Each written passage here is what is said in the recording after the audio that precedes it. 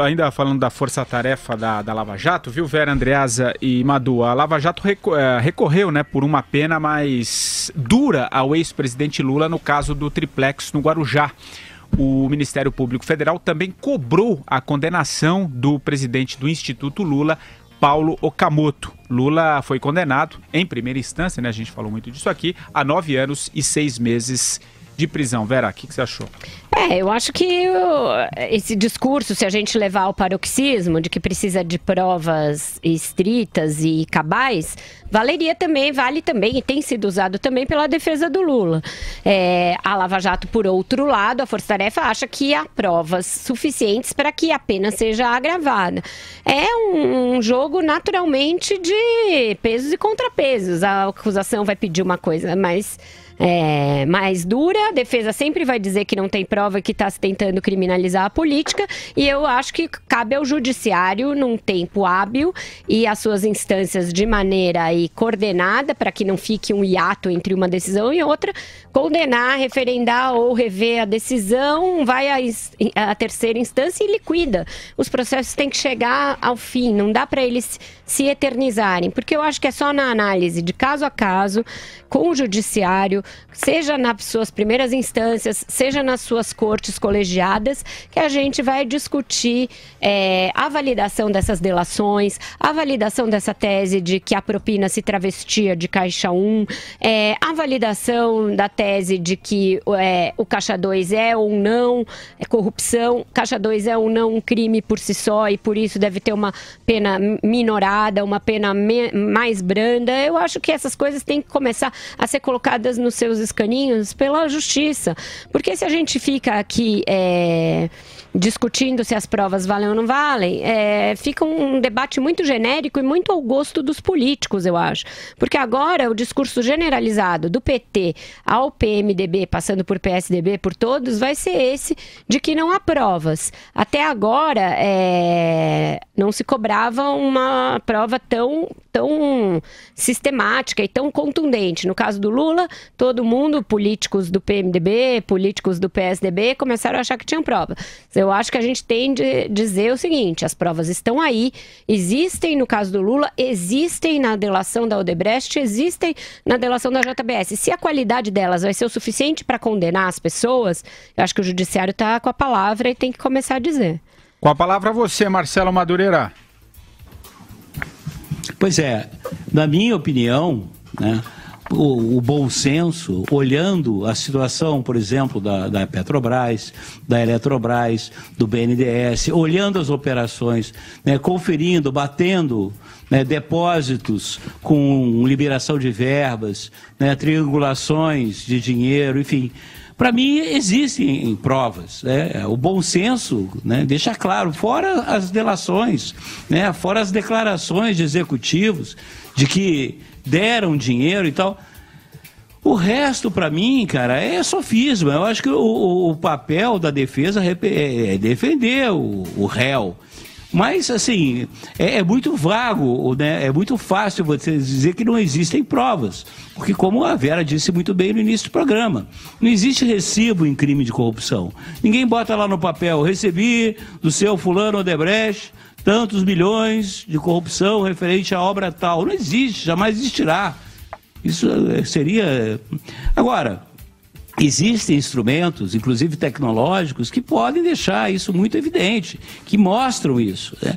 Agora, há que se ter, digamos assim, vontade política, né, para usar esse termo horroroso, de condenar, né, de mostrar, né, de dar uma lição, né, para a sociedade de que isso é crime. Entendeu? E eu, na minha opinião, qualquer tipo, não tem caixa 1, não tem caixa 2, qualquer tipo de doação de dinheiro não contabilizado é crime. Se você faz qualquer transação comercial, qualquer dono de armarinho, de posto de gasolina, faz qualquer transação comercial com dinheiro não contabilizado, ele é crime, é enquadrado imediatamente. Entendeu? Isso é um crime do mínimo de evasão fiscal. Um agente público, um representante da sociedade não pode cometer crime de nenhuma natureza. Pelo amor de Deus, pessoal, que é isso? Onde é que nós estamos? Onde é que vamos parar? O Brasil é um país que só anda para trás. Andreasa. Pois mas aí você vê, né? Eu acho também que esses crimes existem. Eu acho, por exemplo, que o Lula é o dono do triplex. Mas a minha opinião a esse respeito, como a do Madureira, bom senso, seja o que for, não serve. Entendeu? É esse o ponto em que eu estou batendo. É claro que a gente tem que discutir aqui a natureza das investigações, a qualidade das investigações. O nosso discurso aqui de ninguém é a gosto de político ou pensado para agradar político. A gente olha, analisa ou tenta analisar e emite opinião a respeito. O fato é que, nesses últimos tempos, tem aparecido, por exemplo, a Polícia Federal, agora mesmo, apontando falhas nas delações do Odebrecht, dizendo que essas falhas, que essas lacunas, que são de investigação, que são decorrentes do material apresentado pelo Ministério Público, são insuficientes, que podem atrapalhar a investigação, que podem impedir uma denúncia e, portanto, condenação. Não sou eu que estou inventando isso. E isso tem acontecido recorrentemente. Eu escrevi um texto no Globo sobre a sentença do juiz Moro e eu concluo dizendo que a sentença é primorosa. O indivíduo lê a sentença e compreende exatamente a cadeia da coisa e o que aconteceu. Mas eu digo no texto, Moro desenhou, ou seja, explicou, está lá para qualquer um de boa vontade entender, mas desenhou sem papel. Ele não tem a materialidade. Aí nós vamos discutir, mas é possível ter, não é possível ter? Não sei, talvez não seja, mas são circunstâncias que compõem fragilidades para uma investigação, para uma denúncia, para uma acusação, para recursos, para aquele que será um ano eleitoralmente judicializado o ano que vem. É sobre isso que eu estou falando. No caso do se triplex, refere à matéria da Folha de hoje, né, que a Polícia Federal aponta falhas na... No caso do triplex, eu acho que o Moro não só desenhou, como anexou os papéis. Tem lá toda a cadeia de escritura fraudada, papel sem assinatura, documento guardado no apartamento dele, enfim, tudo leva, ele desenhou e tem os papéis possíveis num crime que é justamente de lavagem de dinheiro. Ou seja, o cara tinha um apartamento que ele jamais poria no nome dele. Ainda assim, ele deixou rastros suficientes para que se tenha prova da materialidade desse crime de um apartamento dado como propina, de uma empreiteira que só assumiu a obra porque o Lula pediu, de um apartamento que estava reservado para o Lula do início ao fim, cujas obras ele visitou. Tudo mais, eu acho que tem uma narrativa consistente e tem a materialidade. Voltando ao caso do Mensalão, que eu acho que é o caso que é um divisor de águas na condenação de políticos no Brasil, o que serviu de prova acatada pela maioria do Supremo Tribunal Federal, portanto, a Corte Máxima do Brasil, de que o Mensalão poderia receber este nome, ou seja, que ele caracterizava pagamentos periódicos a políticos.